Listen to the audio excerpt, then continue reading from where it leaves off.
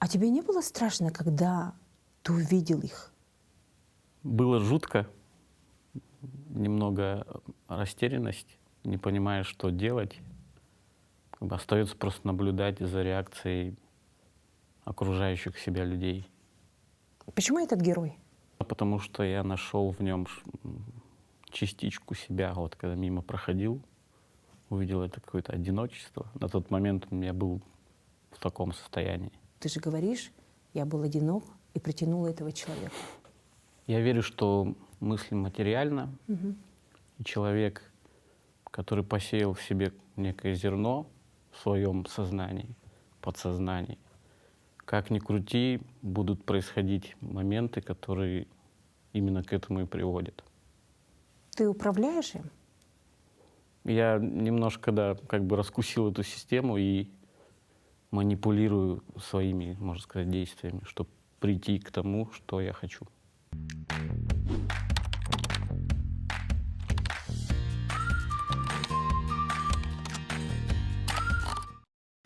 Сегодня время, когда каждый ищет себя. Даже когда-то нашедшие себя люди в условиях новой реальности, с течением каких-то обстоятельств, событий, вновь встают на путь поиска себя. Это мы наблюдаем повсеместно из социальных сетей, в нашем окружении. И сегодня на примере моего гостя я бы хотела рассказать, как найти себя, свой путь, и найти то дело, которое будет наполнять тебя энергией. Сегодня у меня в гостях оператор, режиссер, документалист Александр Красновский. Александр, очень рада тебя видеть. Взаимно. Поймать тебя было крайне сложно. Да? То на севере, то в Москве, то в другом городе. Какой-то бешеный график. По-моему, у тебя такой прям график, что ты не планируешь уезжать, но завтра оказываешься в Москве на вручении какой-то премии. Ну, вот в последнем случае недавно был фестиваль «Республика Кино-2», проходящий в Якутске. Вот. И я планировал пойти туда, повидаться с коллегами, с гостями, жюри, зрителями. Но так получилось, что мне резко сказали, нужно ехать в Москву на подготовку игрового фильма в качестве оператора-постановщика. Я тут долго сомневался, хотел как-то перенести вылет, но поразмышляв, понял, что никто как бы мне потом не предложит такую возможность. Пришлось поехать. Есть же такая игра, очень многие коучи советуют, всегда говорит «да» в жизни, всегда говорит «да» возможностям. Ты это применяешь? Последнее время, да. Вообще мне запомнилась фраза такая: «Не может быть честным то, что не свободно». И тут как раз относится, возможно, к этому, что иногда нужно уметь отказать, и ты будешь как бы в этом свободен потом. Либо наоборот пойти на согласие, даже если тебе это не сильно нравится. Какая интересная мысль. Поэтому последнее время, тем более наше такое нелегкое, я почти всегда соглашаюсь.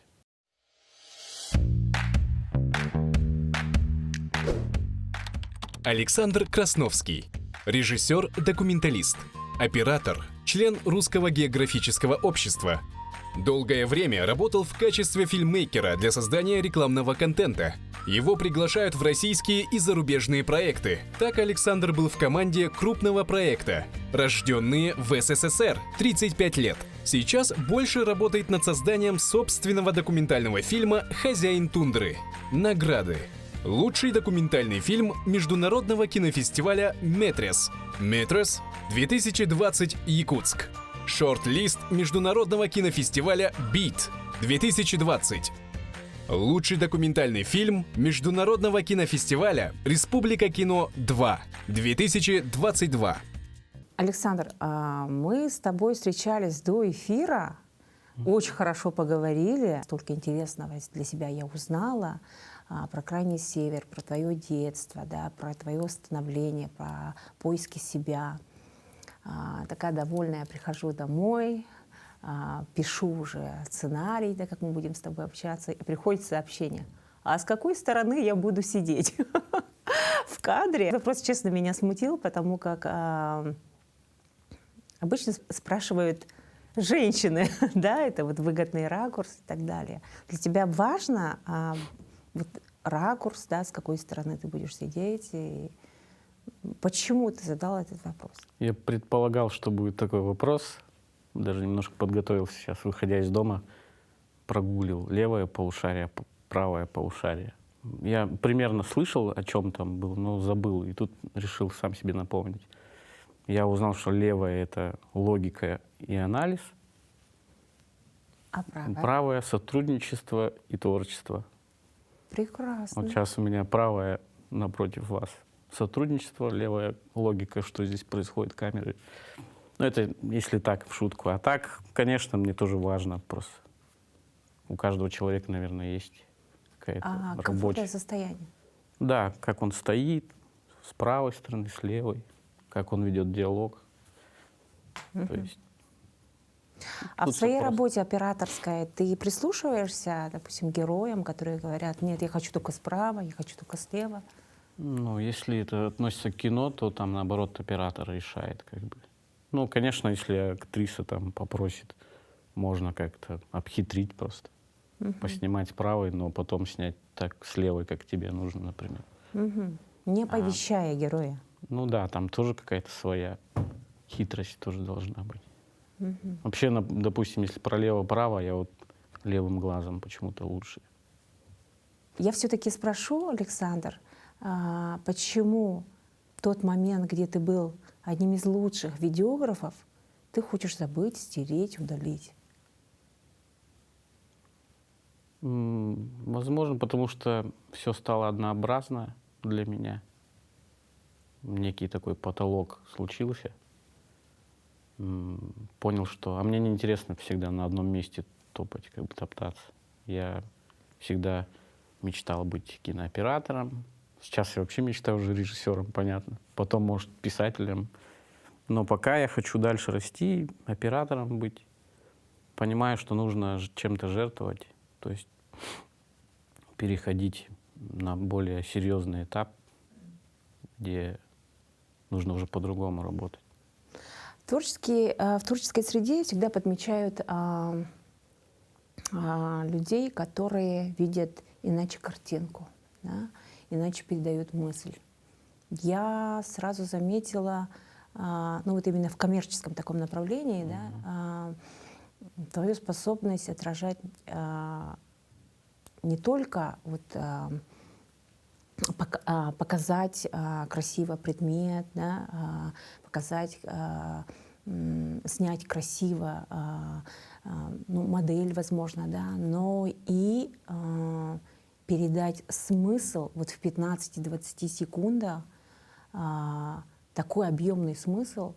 Не экономлю время, выхожу на заказчика, спрашиваю, кто автор этого ролика. Говорят твое имя. Хорошо. А кто писал тексты к этому ролику? Мне говорят: Александр сам. Честно, я хочу тебе сейчас признаться, это вот в 15-20 секундах очень красиво, лирично и в то же время с глубоким смыслом передать вот это все. Это, ну, высшая похвала. Ты где-то перенимал или ты привык работать один и никому не доверяешь? Что это? Опять же, вот потому что много видел, наверное, однообразного чего-то. И хотелось как-то к Отличиться. ролику даже отнестись как к какому-то произведению своему какому-то, где сам я от начала до конца что-то создам. Но это и отличает видеографию от кино. То есть в кино в одного все сделать невозможно, видеография возможно. Но далеко на этом как бы не уедешь. Поэтому дальше я решил пойти.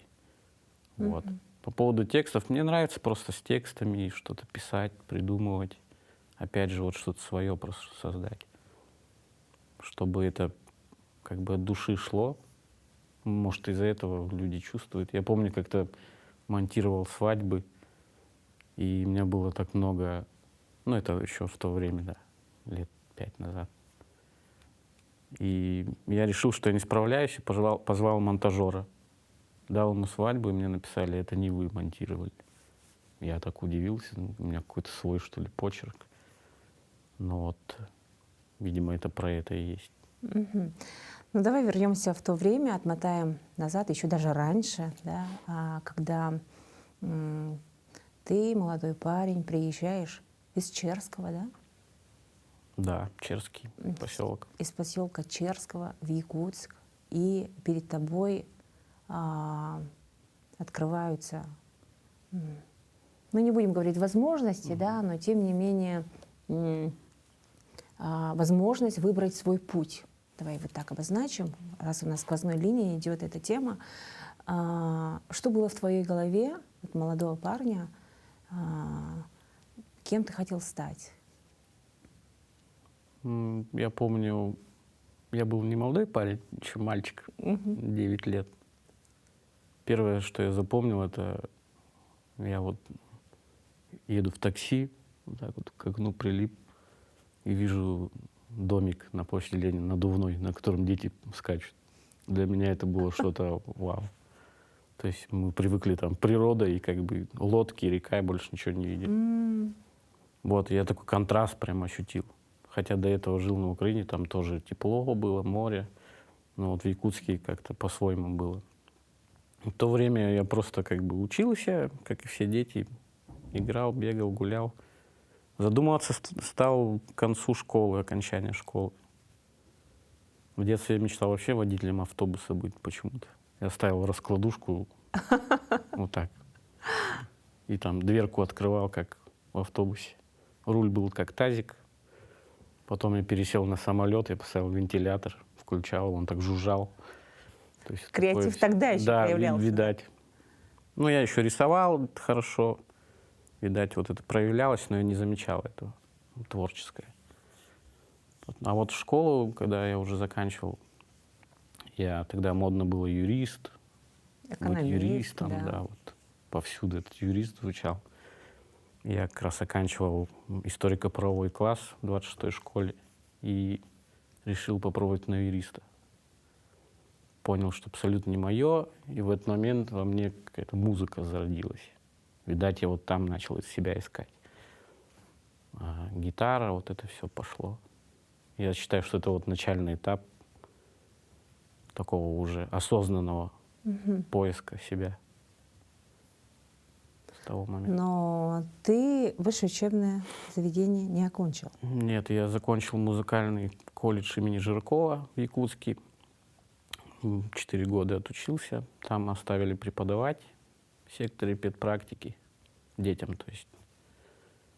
Дальше начал учиться на высшем в Арктическом государственном институте искусства и культуры.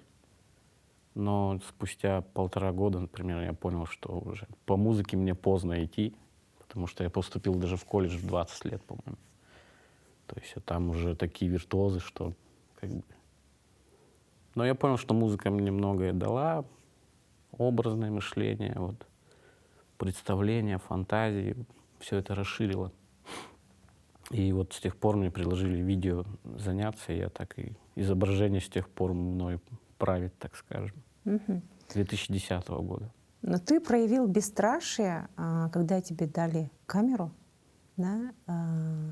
До этого ты только у тебя в руках были музыкальные инструменты, а тут камера. Еще и, по-моему, стадикам, да? Да, на тот момент, я помню, я сижу в музыкальном колледже, играю что-то на классической гитаре. Подходит педагог и спрашивает, тут ищут, кто может свадьбу снять. Я твой номер дал. Только перед фактом поставил. Ну, хорошо, как бы. И все, меня позвали. Это был дуэт «Попутный ветер». Оля и Андрей Болтянские. Вот они мне повесили на меня стадикам, вот этот огромный жилетом. Я там не знал, что с ним делать. Ну так по квартире ходил, шатаясь. Они сказали, все супер, погнали. Вот. А что стало вот отправной точкой? Уверенность твоя на тот момент, либо же все-таки вера других людей?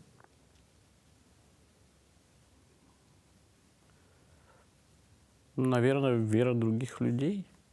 Как бы у меня больше выбора-то не было, это было как работа. Я так как бы изучал все это. Потом просто понял, что можно хорошо зарабатывать, при этом что-то творческое такое. Не нужно в офисе сидеть с утра до вечера. И вот я начал уже сам как бы отдельно работать, как бы ходить на мастер-классы, смотреть чужие ролики какие-то зарубежные, учиться как бы на этом.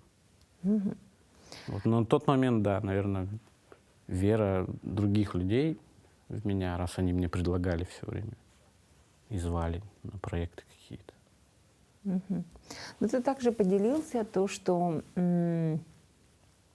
ты устал работать в Якутске, достиг своего потолка и захотел большего. Был такой период. Это было в 2018 году, когда я себя загнал просто в эти монтажные долги. То есть я уже чувствовал, что это уже не творчество, а просто какой-то, как робот работаешь. Вот.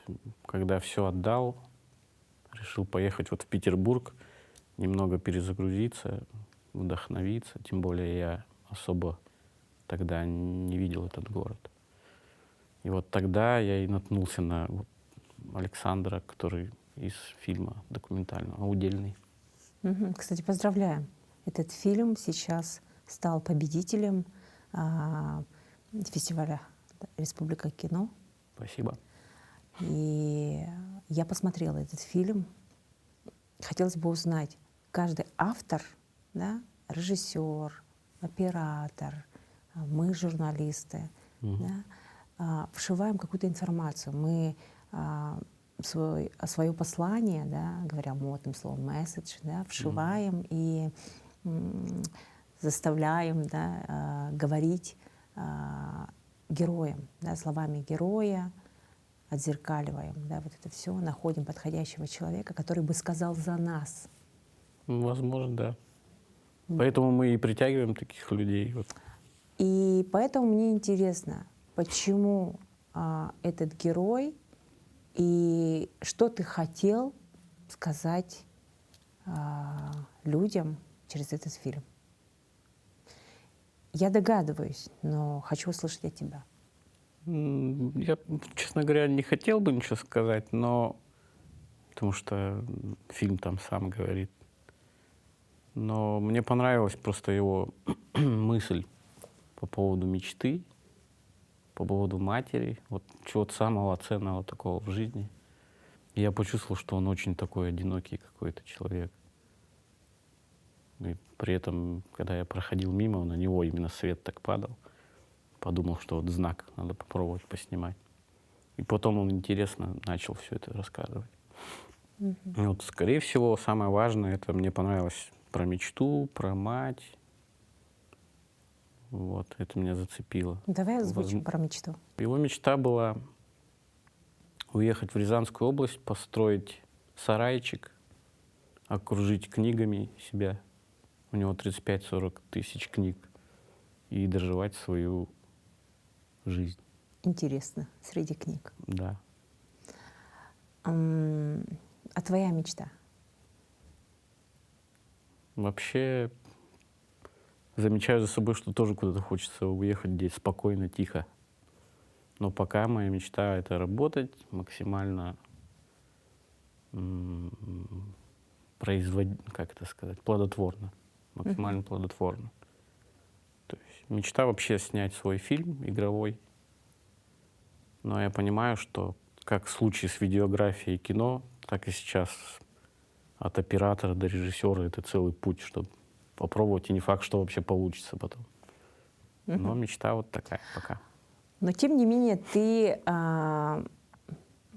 можно сказать, частично исполняешь свою мечту, отправился на родину, на север, и сейчас работаешь над фильмом про белых медведей, про Колыману. Да? Как проходили съемки? Не страшно было? Страшно было. жутко было. Особенно тот момент, когда первая экспедиция, когда была, нас поддержало местное РГО, Русское географическое общество. Вот. И благодаря им мы смогли с фотографом, напарником поехать туда. Но в первую экспедицию не было так страшно. Я хотел сказать, что и вот во вторую, когда уже мишки бродят вокруг, там было жутковато. То есть там ночью просыпаешься от того, что собака лает. Значит, вот где-то рядом ходит. Потом лодку мы по воде тянули. Ты толкаешь лодку, смотришь направо, в 100 метрах мишка тоже на тебя смотрит в ответ. И ты так в этот момент соединяешься вот с этим, с этой природой. Такое зверье тоже какое-то просыпается. Вроде боишься, но продолжаешь делать. То есть для меня это как вызов некий тоже был. Какое-то преодоление страха в первую очередь. Я вообще боялся в те края поехать, в Черский, на Колыму, потому что там личная трагедия была. И какой-то страх сидел там появиться снова. Но в то же время я хотел в это детство вернуться. И что-то не просто так приехать, потусить и обратно, а какую-то пользу. Вот в качестве фильма я подумал. Было бы глупо не снять о человеке в первую очередь, даже не о медведе, который живет в окружении белых медведей. Вот. Это вот Руслан Слепцов, о котором я и решил снять. Ну, смотри, Александр, ты говоришь о свободе, но Колыман находится в зоопарке. Да? О какой свободе идет речь? Да? С одной стороны, да, ты говоришь о том, что он спас, и она живет в таких условиях, да? Мы все радуемся, ходим смотреть, да? Но есть другая сторона, да? Мы не знаем, что в голове у Колымана, да? И вообще не свобода. Возможно, и так, да. То есть, там сам герой Руслан Слепцов говорит, что ему неинтересно смотреть на животное в клетке. То есть максимально прекрасное состояние животного — это на природе. Вот поэтому он там и находится все время. По поводу того, что она сейчас в клетке, да, просто не было уже выбора, потому что она осиротела, а понимали, что она не выживет, и пришлось там целое дело инспекцию заказывать, чтобы прилетели, все проверили и отправили. Вот через фильм я и хочу показать, не буду просто заранее рассказывать о чем, но да, вот эту борьбу человека, внутренний конфликт. Хотелось бы поговорить с тобой еще и о проявлении, да, о том, что твое имя уже знают за пределами республики. Было приятно узнать, когда тебя позвали на один из известных проектов, рожденный в СССР, да, насколько мне известно. Как это происходило, как ты получила это предложение и как тебя нашли? На самом деле это все друзья. Твои знакомые? Да. В данном случае Максим Арбугаев, опять же, который поверил в меня как оператора, как документалиста и зовет на мощные, интересные проекты. Вот. И один из проектов был это проект Сергея Мирошниченко, рожденный в СССР. Там целый цикл выпусков, очень интересный.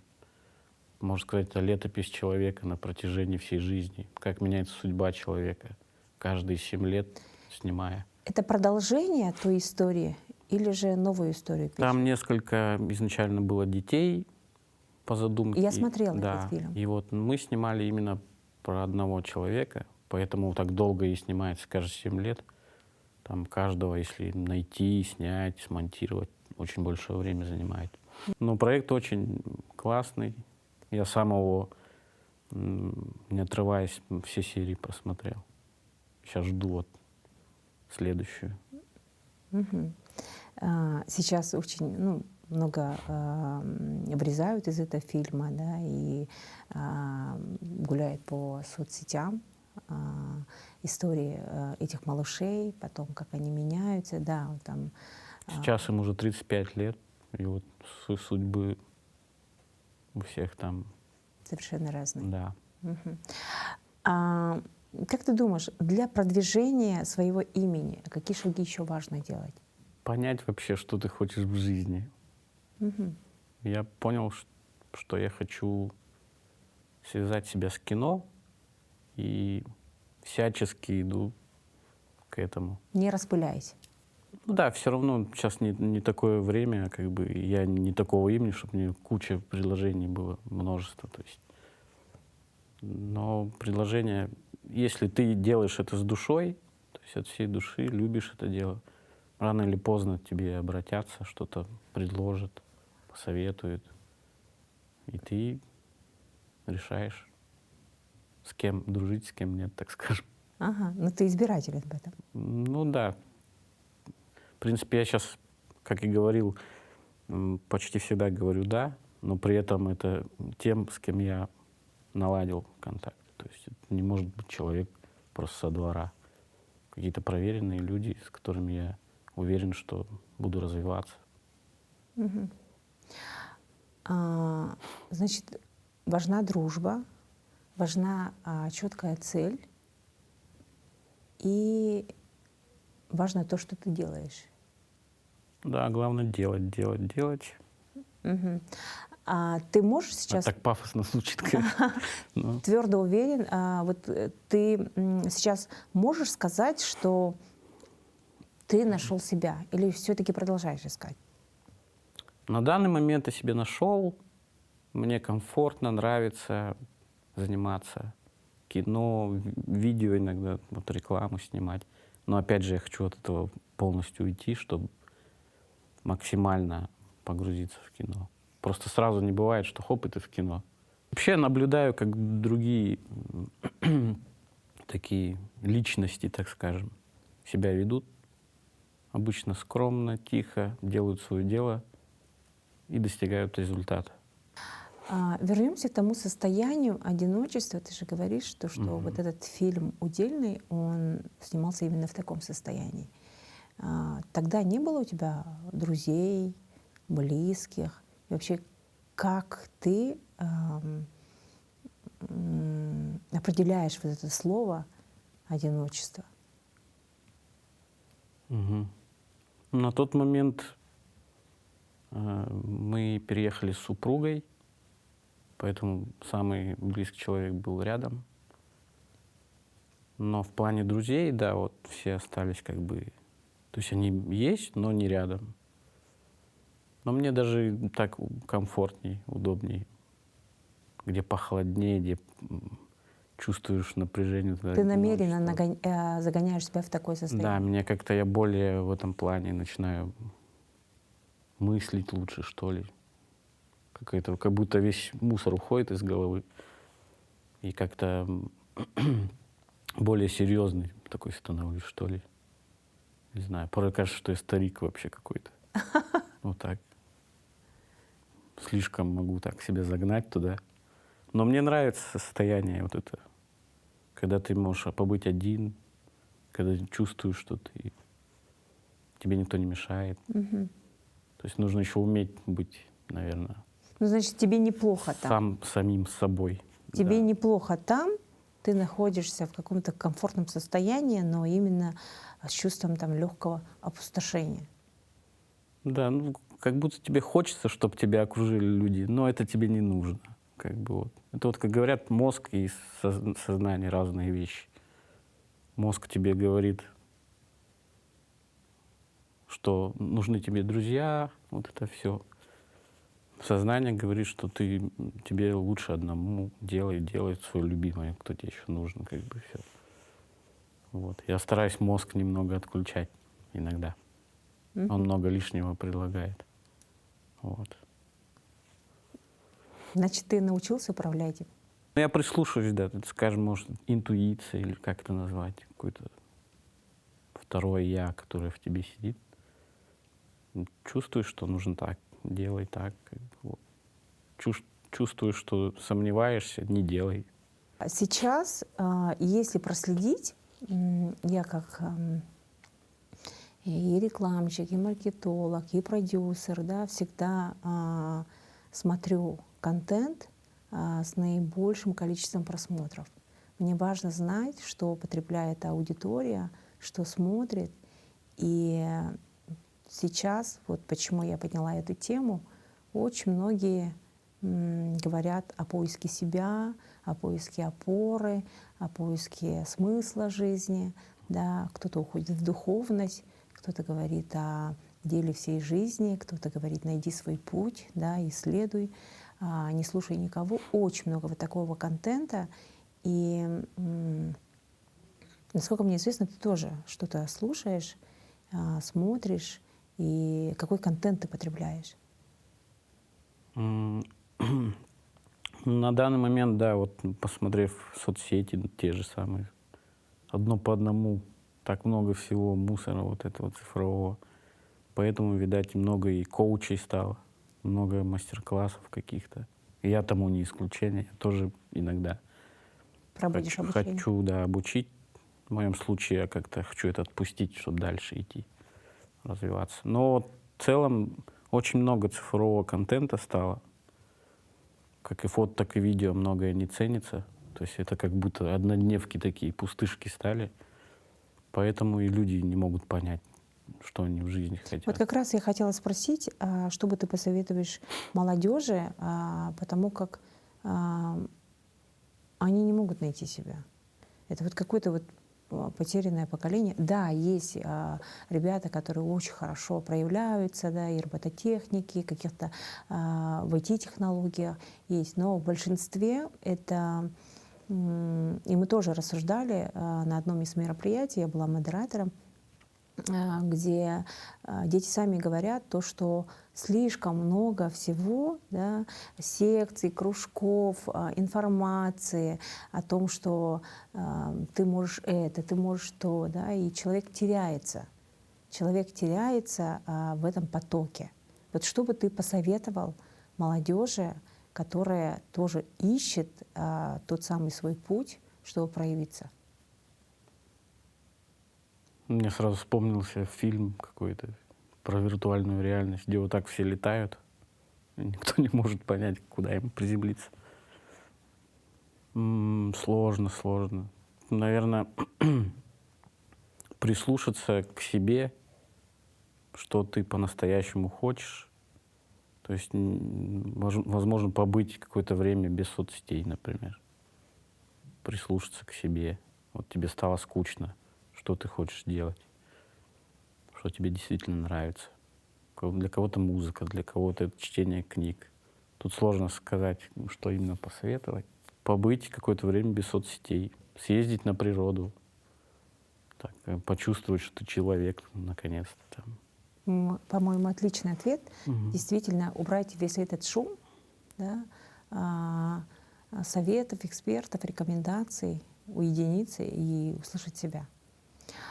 В твоей жизни женщины занимали такое прям важное место. Это мама, сейчас супруга. И вот мне кажется, да, это мое видение, исключительно мое субъективное, что твой рост — это их заслуга. Да, потому как Юлия, твоя супруга, просто, по-моему, идеальная женщина, потому как тебя и на север бесстрашно отпускает, и в Мексику отпускает. Да, при том, что она с маленьким ребенком, и отпускает тебя легко творить, проявляться, да, а не сиди рядом, помогай мне. Да, и мне кажется, это тоже очень такой хороший пример отношений, когда, мне кажется, еще правильные такие отношения, как бы и она творчески реализовывается, да, она в танце, и ты творчески реализовываешься, и друг другу не мешаете развиваться. Как это внутри происходит, расскажи, пожалуйста, и о своей матери, конечно, тоже было бы интересно послушать. Можно от обратного, от мамы тогда. Мама у меня преподаватель английского языка всегда была, переводчица. М. Но у меня почему-то всегда 3-4 было по-английскому. Я пропускал, видать, много. Вот, потом сейчас она стала экскурсоводом, ну не сейчас, уже давно, экскурсоводом Государственного хранилища Якутии, драгоценности вот эти. Сокровищница Да, Якутии. сокровищница Якутии. М. То есть, вот. На самом деле мама всегда меня немножко упрекала, что Строгая? я каким-то делом увлекаюсь таким. То музыка, то кино, ну, видео. Что серьезного, видимо, более хотелось. Но я ей прям доказывал, что нет, вот это то, что мне нужно. Она рано или поздно приходит время, что родители, видать, понимают, что это то дело, которым нравится заниматься. Сейчас она мной гордится, хотя я не, как бы еще рано, мне кажется. Позже будет что-то более интересное. Вот. И, конечно, заслуга и мамы, и Юли в этом есть. Потому что они действительно верят как бы в меня, отпускают вот какие-то дальние поездки. При этом постоянно мы на связи.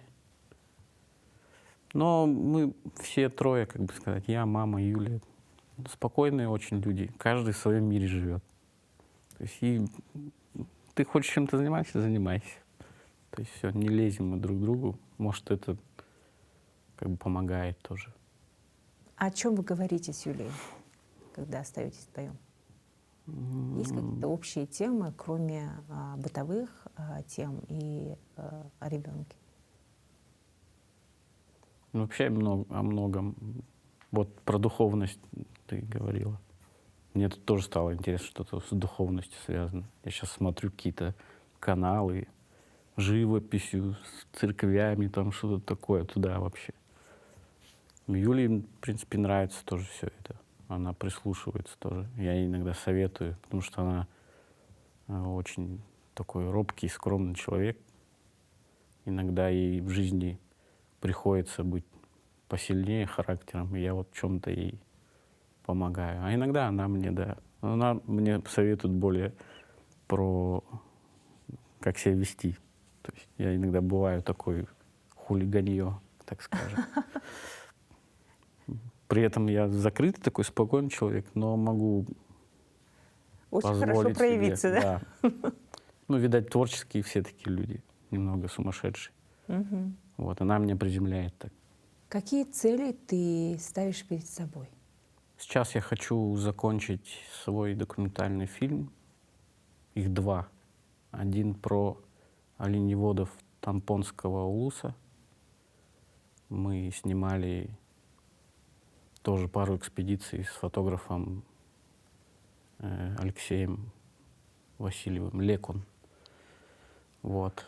Я хочу сделать этот фильм и завершить фильм про инспектора охраны природы Руслана Слепцова и о спасенном им медвежонке Колымана. Вот, на мой взгляд, это два таких документальных фильма, которые завершат тройку документальных фильмов, и я потом буду пробовать игровое снимать. Мгм.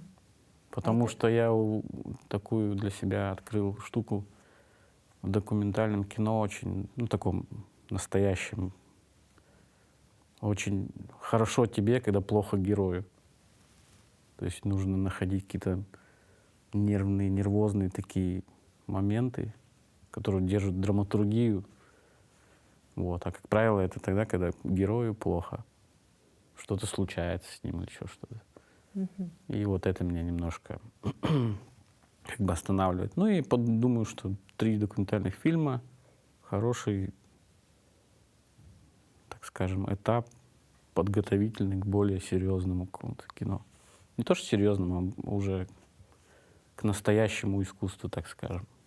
Какая цитата или афоризм ам, направляет и ведет тебя по жизни? Наверное, 3 могу вспомнить. Первое, это, который в начале я озвучил. Не может быть свободным, честным то, что не свободно. Почему-то запомнил это. Я не помню, где я это вычитал, но прям запомнил. Второй, наверное,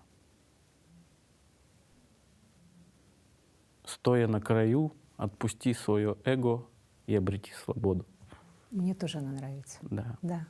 Мгм. Это вот как раз тот этап, когда я все вот эти, все, что не нужно мне, я осознал и избавился как бы от этого. Ты приближаешься к духовности. Да, Александр. почистил как бы тем самым и понял, чем я хочу заниматься. И третье. Третье — Виктора Цоя. Мне нравится группа «Кино». Благодаря группе «Кино» и Цою я вообще начал музыкой увлекаться. И вот эта музыка привела меня сейчас к изображению кино. Вот. И у него такие слова есть из песни: «Смерть стоит того, чтобы жить, а любовь стоит того, чтобы ждать». Прекрасно.